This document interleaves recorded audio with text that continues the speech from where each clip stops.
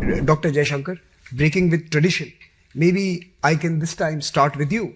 And, since last year, since one year ago when we met here, we have seen that the wars have continued unabated. We have seen climate shocks and natural disasters occur frequently. Great power rivalries with new dimensions exist. What have we learned in the last 1 year? What has India learned about both power and vulnerability? And how is it shaping Indian foreign policy today? I think a year ago, certainly a few months ago, it was very clear that the world was moving towards much greater unpredictability, volatility, uncertainty. Use whichever word you prefer. And here's the problem. When you predict something like that, people say, okay, so you predict what that means. Now, by very definition of unpredictability, you don't know what you're heading towards. Mm-hmm. It's not an extrapolation of what has been there in the past. Clearly it's disruptive. But again, the human mind, like, for example, people felt in unpredictability that it'll be a variant, for example, of somebody's second, first term would be different, first term, and then what happens. But what we are seeing is terms are different, times are different, a few months make a difference, a few weeks make a difference, a few tweets make a difference. So actually, it's really quite a, I would say, an experience for the world to go through this level of policy changes, of practical impact of that. And also the fact that so much of it is done so publicly, that it's played out in the full glare of the spotlight. So that's one part of it. The other part of it is, if you look, I'm talking the last 3-4 years, we began out by worrying about our supply chains and our sources of production, and said, okay, when we said, let's de-risk the world, let us hedge against uncertainty, that meant having more production centers, having more supply chains, more resilient, more redundant supply chains. But now we also have to protect ourselves against the uncertainty of market access. Mm-hmm. So, you worry about over-dependence on markets just as you worried on over-dependence on suppliers or over-dependence on connectivity. So you could say, in a sense, almost the entire economic chain has become far more riskier or far more difficult really to assume in many ways. So I would say today the central proposition probably in diplomacy, in international relations is how do you de-risk, how do you hedge, how do you become more resilient, how do you safeguard yourself against unforeseen contingencies, which again I emphasize by definition are unforeseen, and really sort of build policy and build in a sense plans around that, and that's a very big challenge for the entire world. And since, and I'm going to turn to the secretary from Mexico, but before, just as a lead-in question to the question to you, I saw on Twitter that you had met a group of Global South countries recently, yesterday in fact, and today. And you've been discussing, of course, the imperatives and collaborative methods on the days ahead. We talk about the South-South agenda, India, Mexico, Brazil, and other large economies in the global South. They talk about working together, partnering together, finding solutions together. Can you scale up to substitute for the missing north in many of these projects? I'm not sure, Samir, that I would accept that binary. By the way, among the people I met were all my European counterparts as well. So I think it's too simplistic to put it put North in a basket and South in a basket. And there are some countries which fit neither. So it's a much more complicated, much more nuanced world. I think many of the concerns, for example, which I articulated are also concerns which are shared in Europe. I mean, I certainly heard that from my European colleagues. So what is happening, that's why I would, in a way, say the model, we've had an accelerated move into a multipolar world. Okay, a multipolar world where actually the most important poles of the world are today driving multipolarity, not diluting it. And so many of these concerns, the search for new partners, more partners, bigger partners, more business, more options, it's not something which is a global South concern alone or an Indian concern alone. I think different parts of the world share it. I certainly heard it in Europe. Their interest today in moving forward with India was very palpable, and by the way, is very reciprocated by us.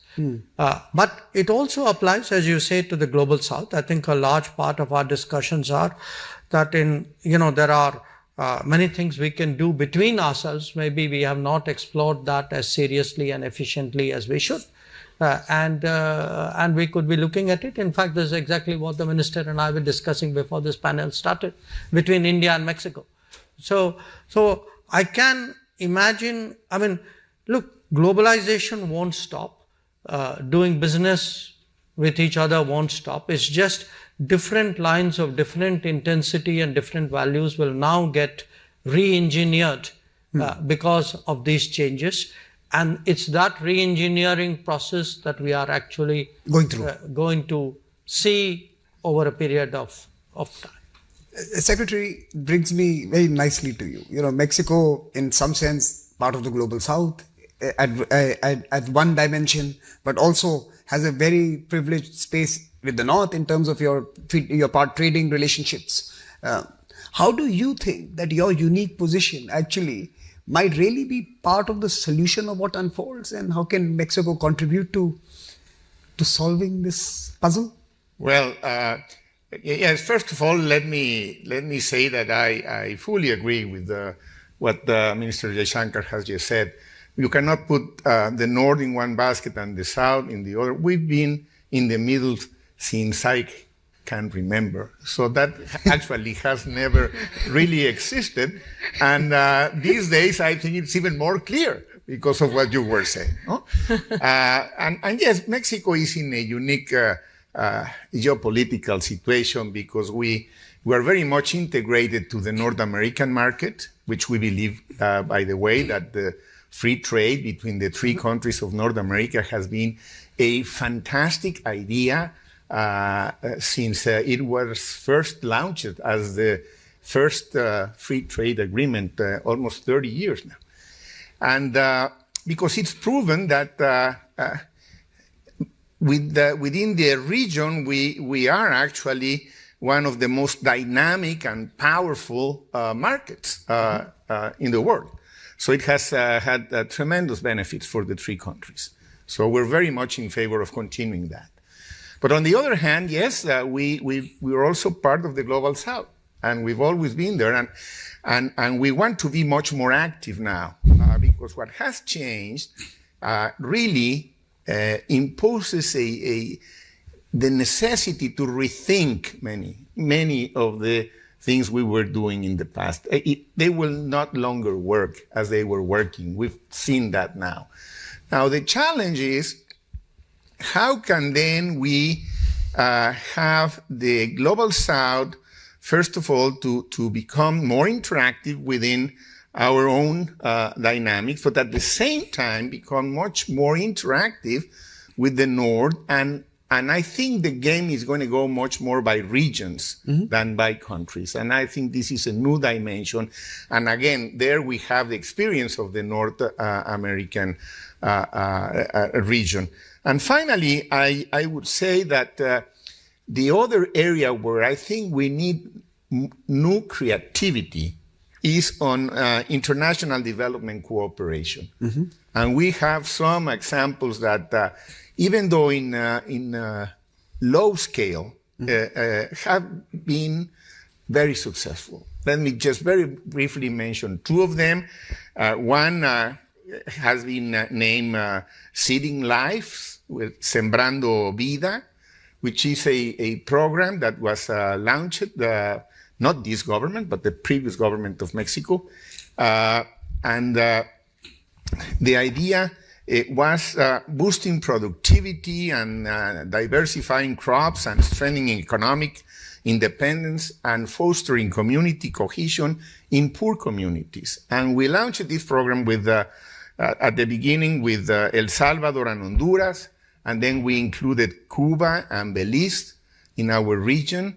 And again, it has been already evaluated by some international independent agencies, and it's working. It's relatively simple, and the idea is to really give these communities an opportunity to work in a more cooperative way than they had been doing in the past. And the other program has been focused and dedicated to youth, and it's called Building Futures for the Youth, Jóvenes Construyendo el Futuro. And again, even though the scale is low, it's being within our neighborhood, in the southern neighborhood. It's a good example of south-to-south cooperation with a different perspective of having a regional approach, very much focused on specific goals, working with the same methodology, and trying to get some funding to make them advance. So I think basically what we need is really, and I was very interested, by the way, by listening to the Minister of Information Technology, because I think we're going to need artificial intelligence in this new creativity to help us sort out some of the questions we haven't been able to solve at this point. But there is going to be a huge new interaction between trade, aid, and new technologies. No question about it. It's very timely, this intervention as well. Let me turn to Mr. Sulaiman. You heard a little bit about connectivity and the new routes and new pipelines being engineered both in the soft sense and the hard sense. There is a assumption that because trade is more politicized today, the world is more polarized today, there is less trade today. Numbers actually demonstrate that that's not necessarily true. So how do you, at the helm of one of the largest connectivity companies in the world, see this moment unfold? And, how are you assessing the future? The trade is very resilient. The only problem we have is with the supply chain, which is always affected, like what happened in the Red Sea and other areas. So definitely new routes are very important. So for example, the IMEC is very important concept of India, Middle East, and Europe. Today, we take cargo, for example, from India to Warsaw within 10 days through Iran by road. So it is sea, and then the port, and then the rail, all the way to there. So the south-south and the north-south is very effective.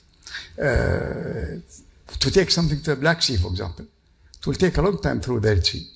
So these corridors are very important for us. And this is the advantage we see where we can manage. We never thought that we can take by road, but today we can go even from Afghanistan, China, Afghanistan, all the way to Europe, because China doesn't want to go through a sanctioned country. So they go through that route. And I feel the worry is more in the media. They are very excited about these things. But when it comes to us, look, the numbers tell us different. In our business, we saw growth in the first 6 months by 15%. Okay, India and UAE, because of bilateral trade, we expect trade to be $100 billion this year. So one way, I believe, to avoid all these surprises is the bilateral trade agreement. They are very essential. And I'm very proud that it didn't take a long time to do it with India, and we see the benefits today, where all the obstacles have been removed. You can't have an agreement with everybody and satisfy everybody's needs. But two countries together, they can come with something that benefits both. So I think that's an important point, that we are actually now promoting bilateral trade arrangements rather than a more global architecture? And I'll come back to both the ministers to respond to that point. But I have one more question for you. Yes. You mentioned South-South. Yes. South-South is underserved. If South-South is going to account for 60% of the growth today and maybe 80% in the coming decade of all growth, global growth, how are investments going to flow to these regions, which are the dynamos of economic activity now? And who is going to fund it and finance it? Listen, the roots are existing. Iran invested the last 30 years in rails. Today, CIS countries, they are $1.5 trillion of trade. In the past, you can't access them. Today, we created routes to access them. So that's very important. Digitalization is very important also, where we all have to speak the same language. That's very important. Okay. Another thing which is interesting is we noticed that all the air cargo that goes to Africa from the Far East goes all the way to Europe. And from Europe it goes. I'm talking about not the commercial cargo, it is the charter cargo. And that is like going in a triangle. So we are promoting South-South, meaning Far East, Dubai, Addis Ababa, Ghana, and Latin America. It is faster. We did a consignment from India. It saved 14 days, garment to Brazil, by using this route when we introduced it. Okay, and I don't know, like $14,000 of saving. So we have to come up with the new ways. We cannot just rely on the old ways. This is what everybody is doing. And with AI today, you can predict faster, you can add value, and you can save, both in cost and in time. And today, I tell you, for many of the exporters, it's not a matter of how much it costs. It's a matter of whether it arrives or not. I mean, we are faced today in a situation when you go to buy a car, we used to go and buy a car and drive it out. Today, you have to order a car. Even from China, it takes 6 months to order. So people are more worried about how fast you can deliver. And that's why we established many logistic parks around the world. In CIS country, in Uzbekistan, we're building a big one. In Kazakhstan, we have one. We have a big logistic park in Hong Kong. We have in China. We have in Japan. These are that allow us to really overcome these surprises. Because today, even the Far East, something interesting is that, look at Singapore, Indonesia and all these countries. They cannot produce enough for their own consumption. The market is big. Indonesia is like 300 million. Okay, so more production facility had to be in India, where we are developing now. And India today is close to Africa, very close. You know, nothing can come from Far East faster than from India.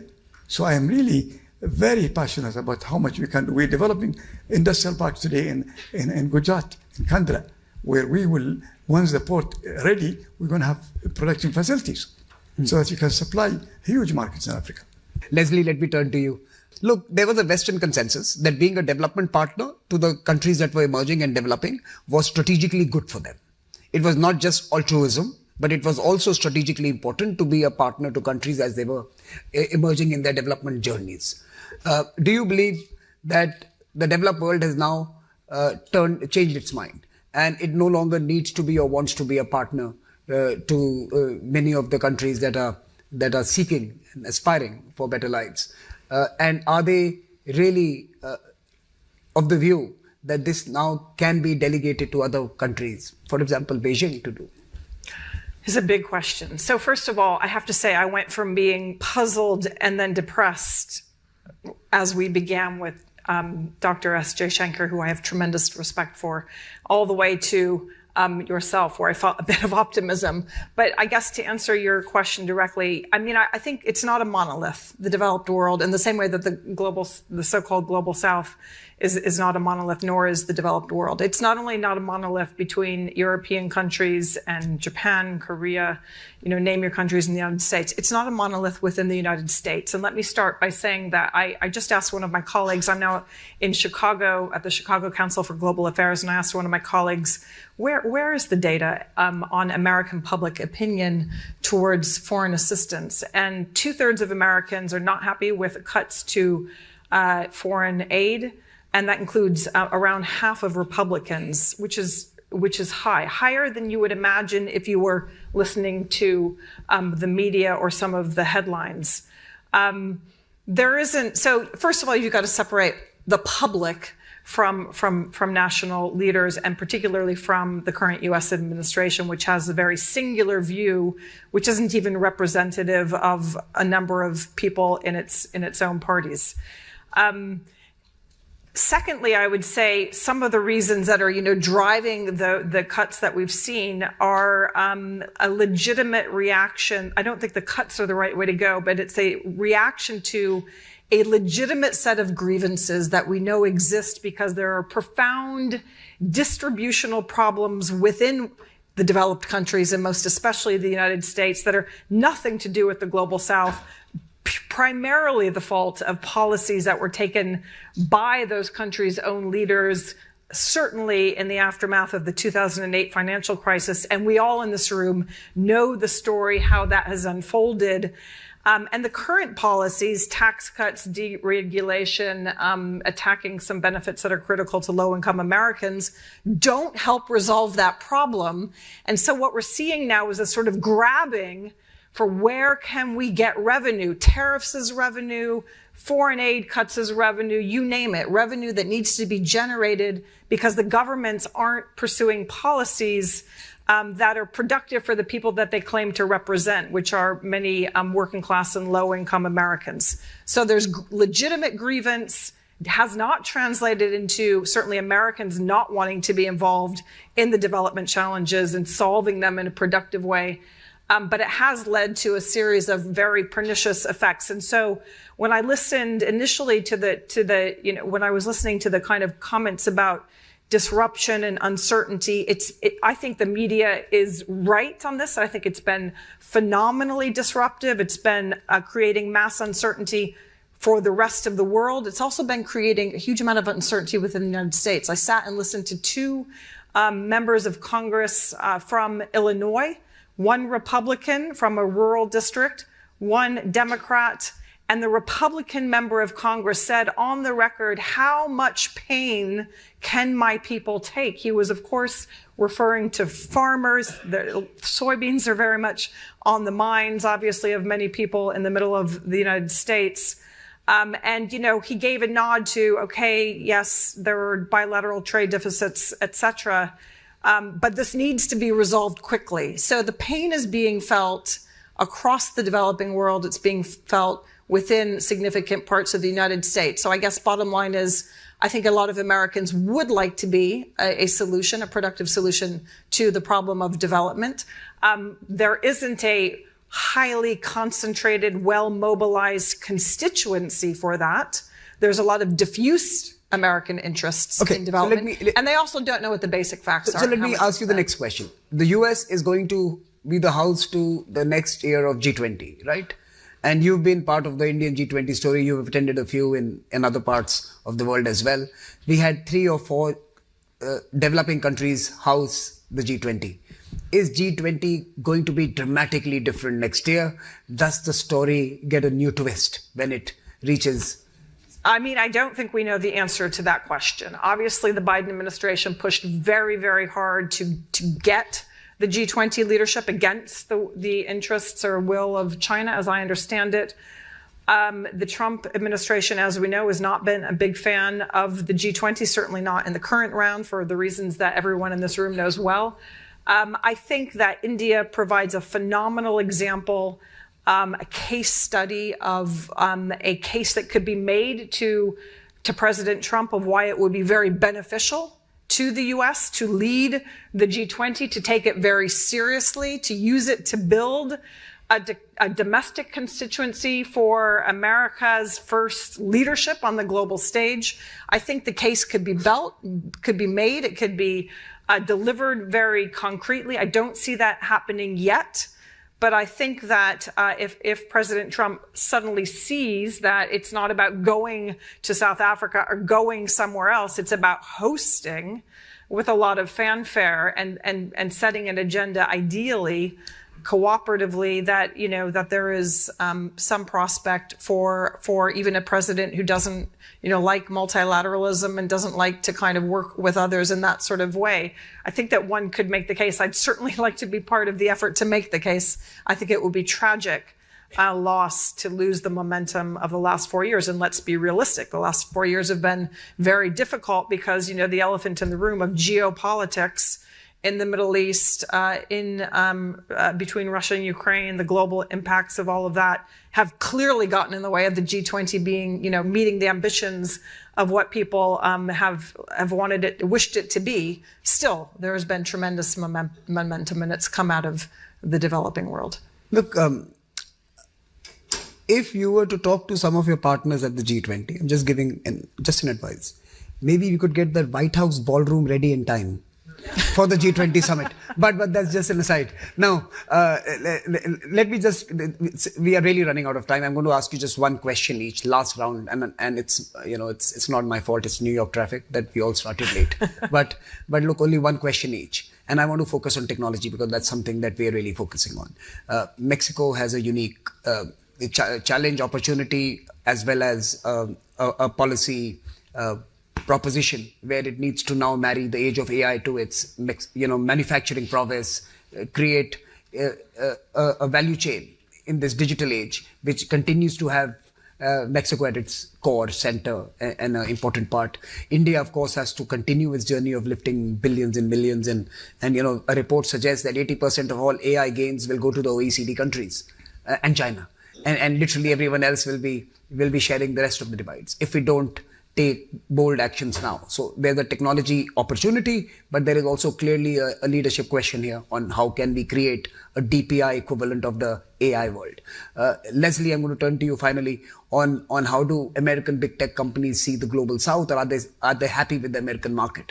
I think Secretary Krishnan said this morning that India could easily become the world's largest use case of AI. So while you could have the development of AI in different parts of the world, we could be the largest consumers of AI, and we could actually use it for different sectors. And of course, Mr. Suleiman, I'm going to ask you, connectivity, trade, logistics, and connecting the world in the age of AI. How do we see this? This is one last question to all of you, a technology perspective, but please take this opportunity also to respond to anything else you've heard on the panel. I saw you noting down a few points there, so please do come to that. But let me start with you, sir. Well, first of all, let me tell you that I think Mexico is a very lucky country these days because, but I want to tell you why. Because we have a fantastic woman scientist leading our country. And to be a woman and to be a scientist has made a big difference. So I want to share a little bit of, because it leads me to technology. Of course, immediately, some of the priorities were very much technologically oriented by a scientist leading the country. So immediately we have launched in 1 year a national artificial intelligence laboratory, a national semiconductor design center, a digital transformation telecommunication agency, which, by the way, all these developments are part of our renewed partnership with India, and that is going to create a new way to link South-to-South collaboration.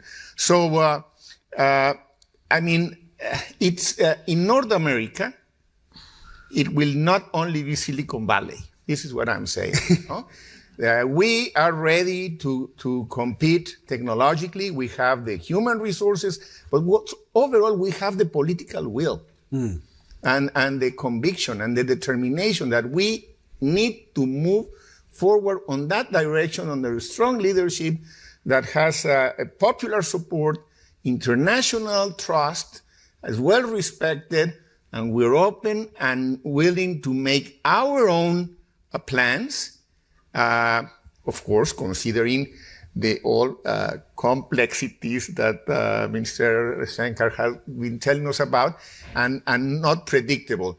But yes, I think if countries create their own plans based on their own analysis of what is going on, and we're able to come up with the right answers, And again, let me just, the conception of international cooperation for development needs to be, again, brought to the center of the South to South and North-South collaboration. So I think we're ready to meet the challenges, and hopefully we'll partner with all of you. Minister, but I can confirm to you, Mexico is not a low-key country. Dr. Jaishankar.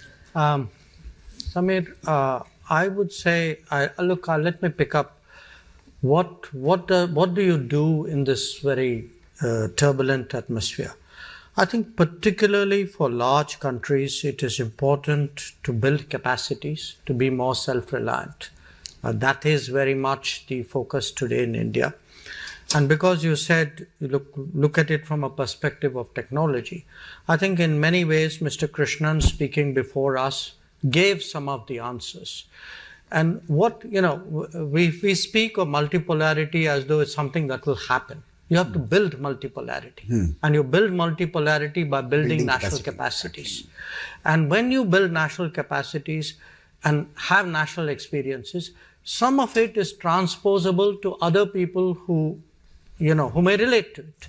So, for example, if you take DPI, digital public infrastructure, there are many other societies who find the Indian model of DPI, frankly, far more absorbable and relevant and transposable than a European model or a American model of how to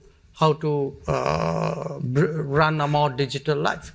Now, it can be big things, it can be little things. What we have seen, because you spoke again earlier about South-South cooperation, many things we've done in India. If you have something like a drinking water mission, or you have taking electricity to every home, each one of these efforts actually has scaled up capacities in India, has created businesses and companies and people in India who can take those capabilities abroad and today actually drive South-South cooperation. So you have a country like India still at $3,000 per capita income, which actually has assistance programs in almost 80 countries in the world. And in some cases, these are billion-dollar programs where, what we have done in India, we have taken out of India to some other country. So to me, technology, self-reliance, multipolarity, South-South cooperation, they're part of one basket, and that is part of the response to what is happening, the point number one. Point number two, which we haven't spoken about today, this world which we are talking about will require a global workforce. Where that global workforce is to be housed and located may be a matter of a political debate. But there's no getting away. If you look at demand and you look at demographics, demands cannot be met in many countries purely out of national demographics. This is a reality. You cannot run away from this reality. So how do we create a more acceptable, contemporary, efficient model of a global workforce which is then located in a distributed global workplace? I think this is a very big question today, which the international economy has to address. The third point, and I would like to pick up on your optimism here, if you actually look at it, for all the imponderables, the uncertainties, eventually trade does find a way. And the fact is, it is easier to trade today. It is easier for physical reasons. There are better roads, better shipping, etc. It's easier for digital reasons. There are much smoother trade interfaces than there have ever been in human existence. So for all the obstacles and complications that may arise, I also think they will be countered in some ways or mitigated in some ways by what will happen, I think, in the trade domain. And finally, I agree with him. I think we will see, as part of this re-engineered world, I think we will see new, more different trade arrangements between countries, which will make decisions which they may not have made in other circumstances, countries which today will feel the desire sometimes even the compulsion to have new partners and new regions will look very much more. And certainly I can tell you where India is concerned. In many other regions, and that's one of the points we were discussing today, Latin America, Caribbean, where we actually do roughly about $45 billion of trade every year. But I can see with much greater effort, even what may be considered very distant regions today becoming much more relevant. So we are going to, technology-wise, trade-wise, connectivity-wise, workplace-wise, end up in a very different world in a very short time. No, that's true. I was surprised when I learned during my visit to Mexico a year ago that literally all homes in Delhi get bread made by Mexican companies. I didn't know that, but it's true. A group in Mexico literally owns that, and every third Indian kitchen has Argentinian cooking oil. So very interesting that is Latin America that feeds us and of course also moves us. But Leslie. I guess I would just pick up on two things. One is on this idea of, I guess there's a techno optimism perhaps on the panel, and I think I agree with the general premise and the call or the need for a global workforce.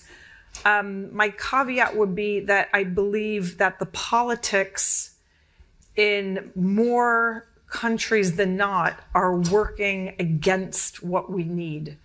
Populism, nationalism, illiberal claims that are empirically wrong about immigration, about migrants, in too many countries are pushing in the wrong direction for those own people in those own countries and those own leaders.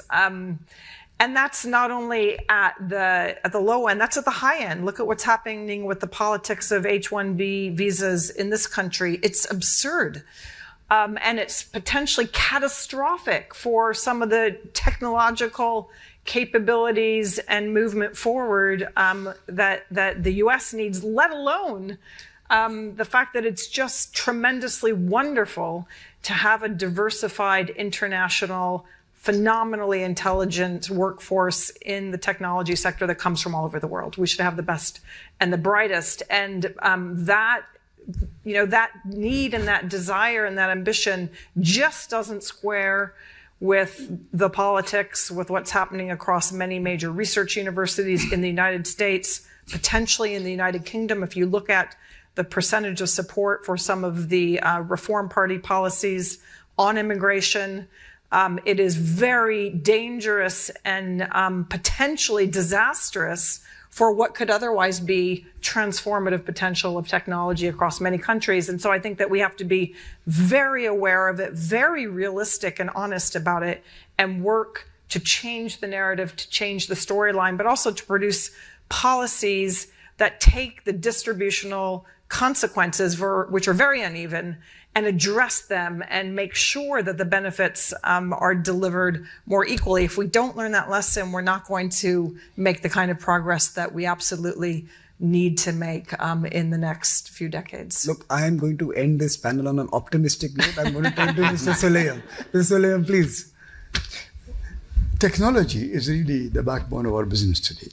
And there are many platforms. Some we did and some existing. Like with India, for example, India Payment Innovation UPI is a very important system that can be adapted by the custom, and we adapted it today in UAE and Oman and many.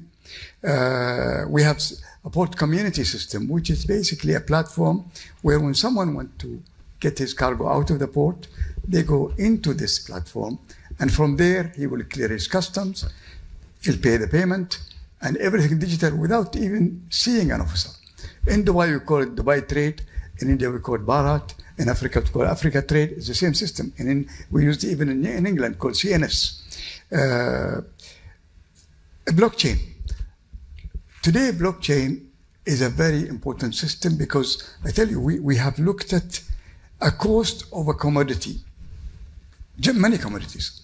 We found out that just by using blockchain, people are paying 40% more than the real cost. So you look at the real cost, and blockchain gives you two.